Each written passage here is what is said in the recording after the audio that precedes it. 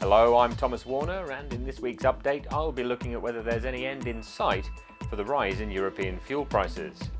Prices of gasoline and diesel are currently close to record highs in some of Europe's largest markets, having risen steadily since the initial shock of the COVID-19 pandemic.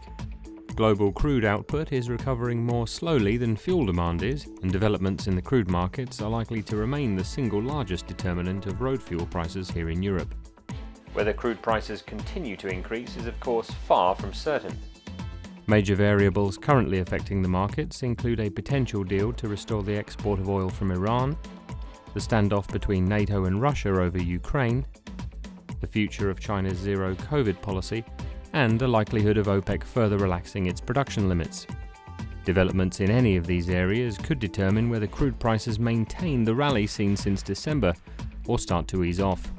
But the rising cost of hydrocarbons is only one part of the picture. Wholesale prices of finished-grade gasoline in northwest Europe have averaged less than $1 per litre so far this year, while pump prices in France and Germany have averaged around twice that.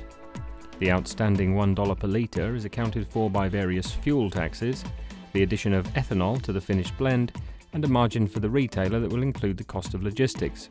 The political difficulty in raising fuel taxes means that it would be a very brave government to try it at the moment. Likewise, there is also little reason to expect any dramatic change in the cost of the ethanol that is now a compulsory part of the road fuel mix. The cost of the ethanol, that now comprises 10% of gasoline, is significant, trading well above the level of gasoline itself since autumn last year when E10 was mandated in the UK. But rising imports have helped stabilise European ethanol prices since the turn of the year.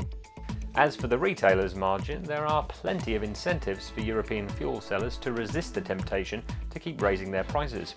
Supermarkets in particular have proven their willingness to keep their prices low, partly as a loss leader, but also for the sake of public relations at a time of generally high inflation.